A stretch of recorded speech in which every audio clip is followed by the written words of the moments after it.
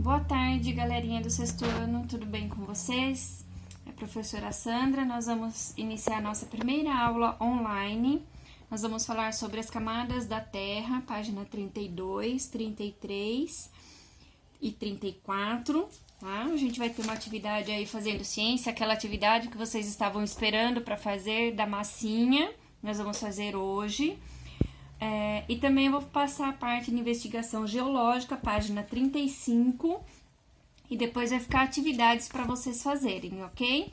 Se não der tempo de entregar hoje, não tem problema, vocês vão fazer a atividade e entregar na próxima aula, tá bom? Então, vamos lá. A gente já viu aí, já conhece o globinho, já conhecemos o desenho da Terra, certo?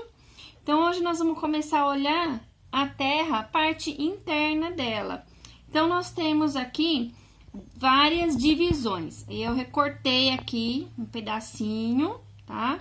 E coloquei aqui pro lado de fora para ficar mais fácil pra gente visualizar. Essa primeira parte aqui amarela é a parte mais interna do planeta Terra. Ela é chamada de núcleo interno. Núcleo interno, ok? Mais acima, a gente tem o núcleo, ainda estamos no núcleo, tá? Externo, ok? Essa parte do núcleo é uma parte mais líquida, tá? Onde a gente tem aqui os metais dissolvidos, os sais minerais todos dissolvidos. Então, aqui é uma parte líquida, tá? A sua temperatura aí está acima dos 6.000 graus, tudo bem? Acima do núcleo, nós temos essa outra camada aqui, que é a chamada de manto, ok? O manto, ele também é dividido em duas partes. Então, a gente tem o manto inferior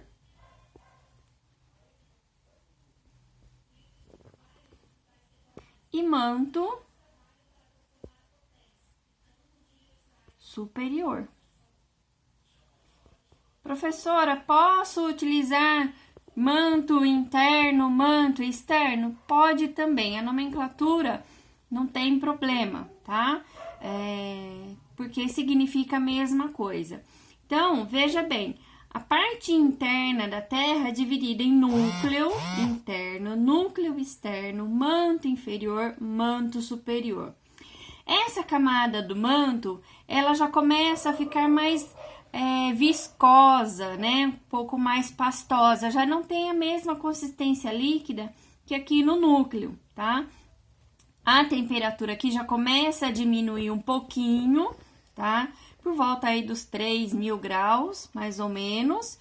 E aqui na parte de cima, que compreende toda essa parte aqui, nós temos a crosta terrestre. Ok? Crosta terrestre. A crosta terrestre, ela é dividida em crosta ocidental, tá? A parte ocidental significa que é onde tem terra, onde é a parte sólida, tá? Parte rochosa. Ok? E nós temos esta outra parte, que é a parte oceânica, que é a crosta oceânica.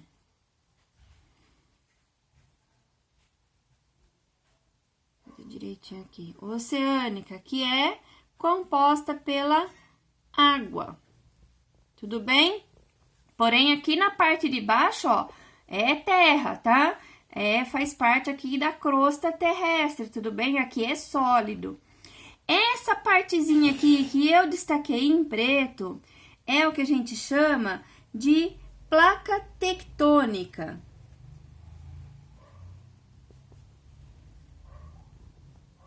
Placa tectônica.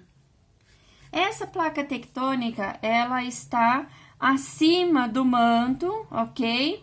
Porém, ela não é presa, tá? Ela possui aqui divisões tá? Como se fossem rachaduras. E por conta da movimentação dessa parte líquida, dessa parte viscosa, ela também se move. Sempre que ela se move, nós temos o que nós chamamos de abalo sísmico. Esse abalo sísmico nós conhecemos pelo nome popular, que é chamado de terremoto, ok? Porém, o terremoto, ele acontece aonde? Na crosta ocidental, ok? Então, na crosta ocidental. Mas, professora, e se acontecer aqui, também não é na crosta que acontece? Sim. Porém, aqui, como a gente tem essa parte do oceano, que é a parte oceânica, aqui ele vai se chamar de maremoto. Por quê? Porque acontece no mar, né? O maremoto. Então, crosta oceânica, ok? Tudo bem? Entenderam? Então, o abalo sísmico, ele é o terremoto que acontece na crosta ocidental, que provoca grandes desastres, prédios que caem, né? O solo racha, né? Provocando aí grandes aberturas. E no mar, o maremoto. Quando acontece o maremoto, geralmente acontece um outro evento chamado de tsunami, ok? Então, na maioria das vezes que eu tenho um maremoto, eu tenho também um tsunami. O tsunami só vai acontecer se esse maremoto for de grandes proporções. Se for um maremoto de baixas proporções, não vai ter o tsunami, somente se ele for muito forte. E como é que eu sei a frequência? Como é que eu vou saber se ele é forte ou não? Esses abalos sísmicos, eles são medidos por um equipamento chamado sismógrafo. Tá? O sismógrafo, vocês vão ter um exemplo dele na página 35. Ele vai medir, conforme você tem o abalo, ele vai ter uma agulha presa num equipamento flexível, tá?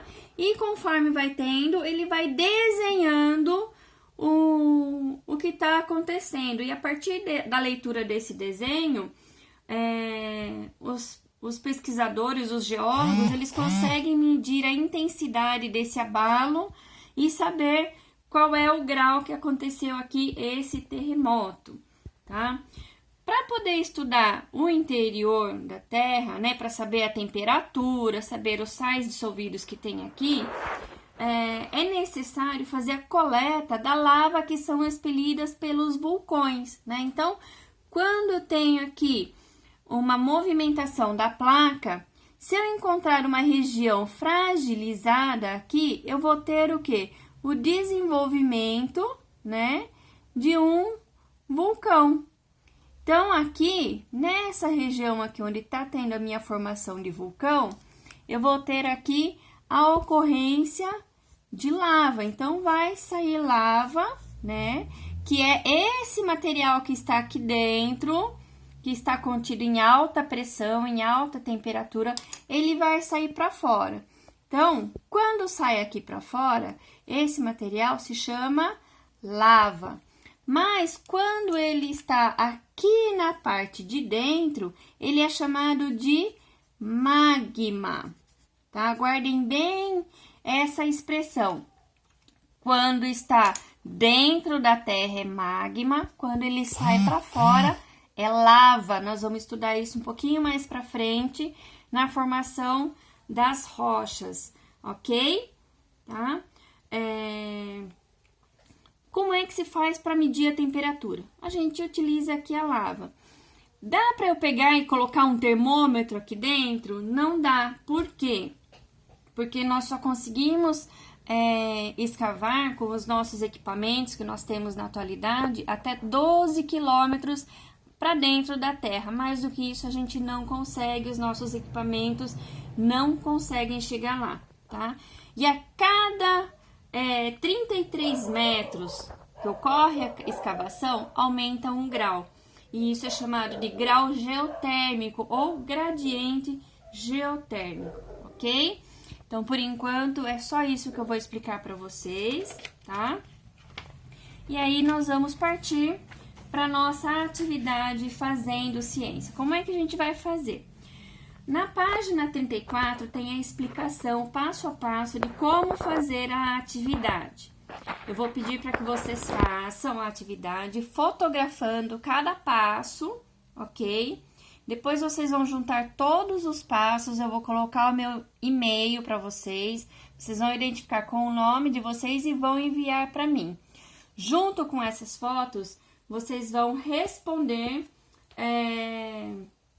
as 2 perguntinhas que está na página. A primeira é para fazer o desenho no caderno, referente ao modelo que vocês fizeram. E a segunda, vocês vão explicar aí o que representam os pedacinhos de massa verde espalhados sobre o disco azul. Tudo bem? Após terminada essas atividades, vocês vão fazer aí os exercícios da página 36 e vão postar para eu corrigir. Se não der tempo de fazer as atividades hoje, vocês irão fazer e entregar para mim na próxima aula, tudo bem? E eu também vou postar para vocês fazerem algumas atividades do caderno de atividades. Por enquanto é só isso. Um beijo, pessoal!